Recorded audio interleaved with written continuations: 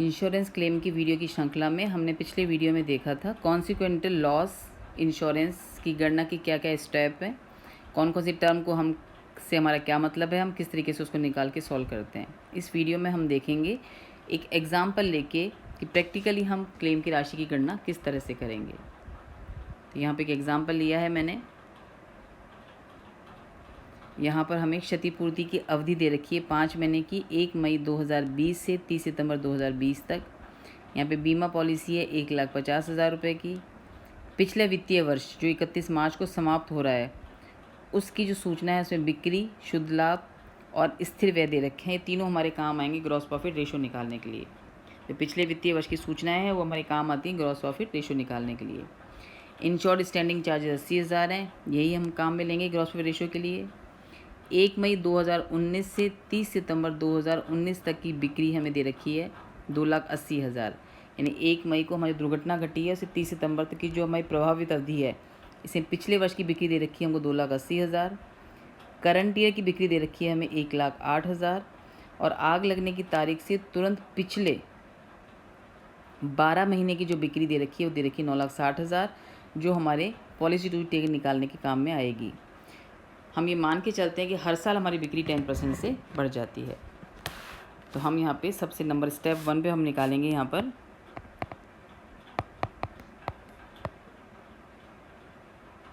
Calculation of short sales.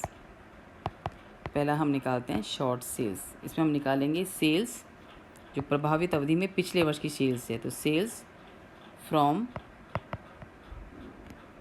1 May 2019 to 30 सितंबर 2019 हमारी last year की जो सेल्स थी वो थी 2,80,000।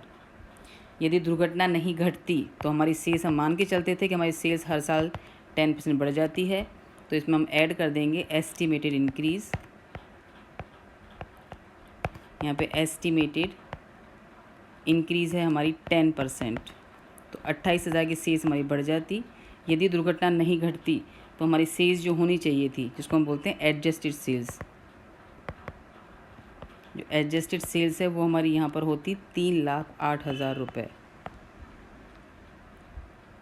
इसमें से हम लेस कर देंगे एक्चुअल में इस अवधि में सेल्स कितनी हुई है, तो हम लेस कर देंगे सेल्स फ्रॉम 1 मई 2020 टू 30 सितंबर 2020। जो हमारी एक्चुअल सेल्स हुई है वो हुई है यहाँ पर 1,08,000 रुपये।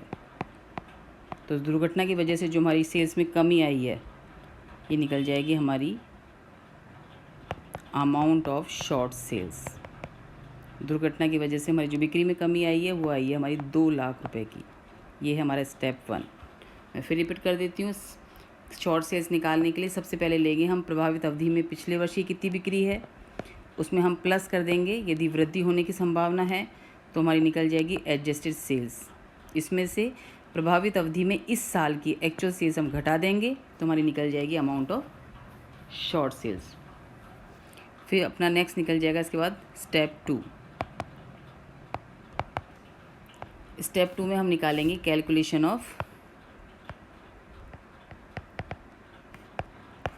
Ratio of gross profit. Second step में हम निकालेंगे ग्रॉस प्रॉफिट रेशियो। तो यहाँ पर रेशियो ऑफ ग्रॉस प्रॉफिट का हमारा फॉर्मूला हो जाएगा net profit plus insured standing charges, यानी वो खर्चे, स्थायी खर्चे जिनका हमने बीमा करा रखा है, डिवाइडेड बाय सेल्स। ये सारी सूचनाएं पिछले वित्तीय वर्ष की होंगी, मल्टीप्लाई बाय 100। तो यहाँ हमें सूचना दे रखी थी सारी। यहाँ पर हमारा जो सेल्स है वो है 8,00,000 रुपये की। यहाँ पे जो हमारा नेट प्रॉफिट है वो है 48,000 रुपये। और जो इंश्योर्ड स्टैंडिंग चार्जेस हैं वो हमारे 80,000 रुपये के। तो यहाँ पे हमारा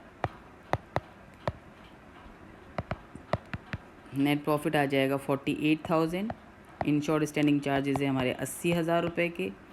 सेल्स है हमारी 8,00,000 रुपये मल्टीप्लाइड बाय 100। तो हमारा जो ग्रॉस प्रॉफिट रेशियो है वो आ जाएगा 16%। तो पहला स्टेप था calculation of short sales, second है हमारा calculation of gross profit ratio, जिसका फॉर्मूला होता है हमारा पिछले वित्तीय वर्ष का नेट प्रॉफिट प्लस पिछले वित्तीय वर्ष के स्टैंडिंग चार्जेस का वो हिस्सा जिसका हमने बीमा करा रखा है, यानी insured standing charges divided by sales multiplied by 100। अब step 3,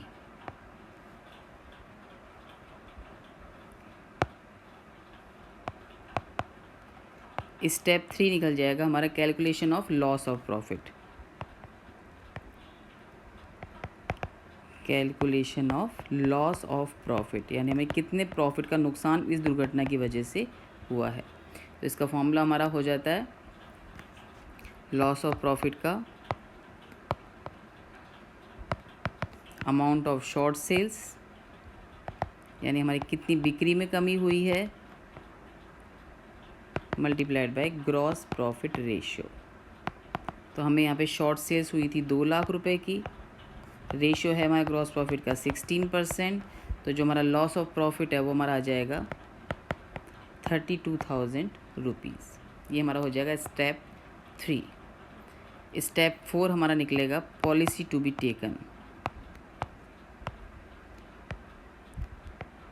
calculation of policy to be taken.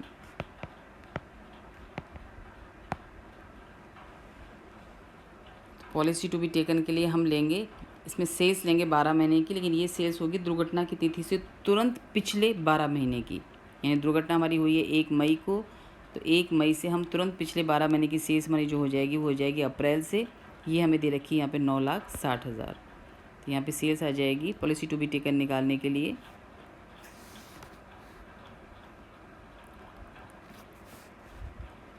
यहाँ पे ले लेंगे सेल्स फ्रॉम 1 मई 2019 टू 30 अप्रैल 2020। ये हमारे पिछले 12 महीने की सेल्स आ जाएगी, जो हमें यहाँ पे दे रखी है 9,60,000। इसमें हम ऐड कर देंगे एस्टिमेटेड इंक्रीज़, कितनी हमारी बिक्री बढ़ने की संभावना है। एस्टिमेटेड इंक्रीज़ है हमारे यहाँ पे 10% है, हम इसमें ऐड कर देंगे 96,000। तो जो हमारी एडजस्टेड सेल्स है वो हमारी आ जाएगी यहाँ पे 10,56,000। पॉलिसी टू बी टेकन निकालने के लिए हम एडजस्टेड सेल्स को इनटू कर देंगे रेशियो ऑफ ग्रॉस प्रॉफिट से। तो यहाँ पे हमारी एडजस्टेड सेल्स है 10,56,000। यहाँ पे ग्रॉस प्रॉफिट रेशियो था हमारा 16%। तो यहाँ पे हमारा पॉलिसी टू बी टेकन आ जाएगी 1,68,960 रुपीज़। यानी हमारी पॉलिसी कितने की होनी चाहिए, 1,68,960 रुपीज़ की पॉलिसी हमारी होनी चाहिए। इसके बाद स्टेप 5 पे हम निकाल लेंगे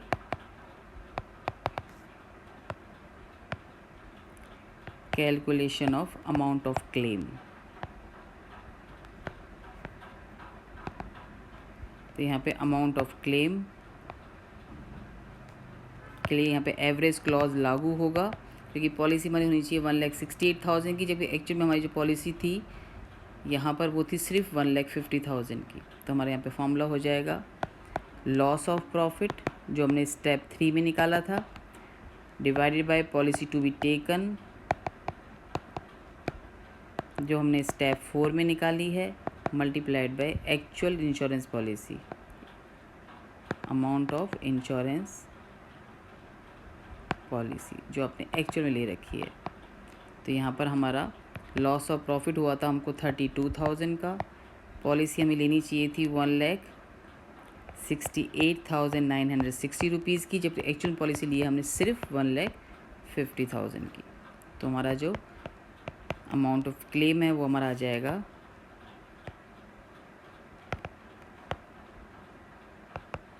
₹28,409 रुपीज़। ये तरीका है हमारा कॉन्सिक्वेंटल इंश्योरेंस का क्लेम निकालने का। थोड़ा सा फिर ब्रीफ कर देती हूँ मैं इसमें। पहला स्टेप होगा हमारा कैलकुलेशन ऑफ शॉर्ट सेल्स, जिसके लिए हम प्रभावित अवधि, कितनी अवधि एक्चुअल में प्रभावित रही है और कितने का हमने बीमा कराया, इसमें जो भी कम अवधि होगी उस अवधि की पिछले वर्ष की sales plus estimated increase minus actual sales, तो ये निकल जाएगा हमारा short sales. Gross profit ratio का फॉर्मूला हमारा हो जाएगा पिछले वित्तीय वर्ष का नेट प्रॉफिट प्लस पिछले वित्तीय वर्ष का in short standing charges divided bye पिछले वित्तीय वर्ष की सेल्स इंटू 100, ये निकल जाएगा हमारा ग्रॉस प्रॉफिट रेशियो। स्टेप 3 में हम निकालेंगे calculation of loss of profit, जिसमें हम शॉर्ट सेल्स को इंटू कर देंगे ग्रॉस प्रॉफिट रेशियो से, तो निकल जाएगा हमारा लॉस ऑफ प्रॉफिट। स्टेप 4 में हम निकालेंगे पॉलिसी टू बी टेकन। इसके लिए हम दुर्घटना की तिथि से तुरंत पिछले 12 महीने की सेल्स ले लेंगे, इसमें वही प्लस कर देंगे हम एस्टिमेटेड इंक्रीज, तो हमारा निकल जाएगा एडजस्टेड सेल्स, इसको हम इंटू कर देंगे ग्रॉस प्रॉफिट रेशियो से, तो हमारा निकल जाएगा पॉलिसी टू बी टेकन। अब इस पॉलिसी टू बी टेकन की तुलना हम करेंगे एक्चुअल पॉलिसी से। यदि एक्चुअल पॉलिसी हमारी कम है तो औसत वाक्य लागू होगा, हमें फॉर्मूला अप्लाई करना है। यदि एक्चुअल पॉलिसी हमारी इसके बराबर या ज़्यादा है तो जो भी लॉस ऑफ प्रॉफिट है वही हमारी क्लेम की राशि हो जाएगी। इसमें चूँकि हमारी पॉलिसी कम थी तो हमने यहाँ पर फॉर्मूला अप्लाई किया था, loss of profit divided by policy to be taken multiplied by actual policy, तो जो राशि निकलेगी ये निकल जाएगा हमारा अमाउंट ऑफ क्लेम। आज के लिए इतना।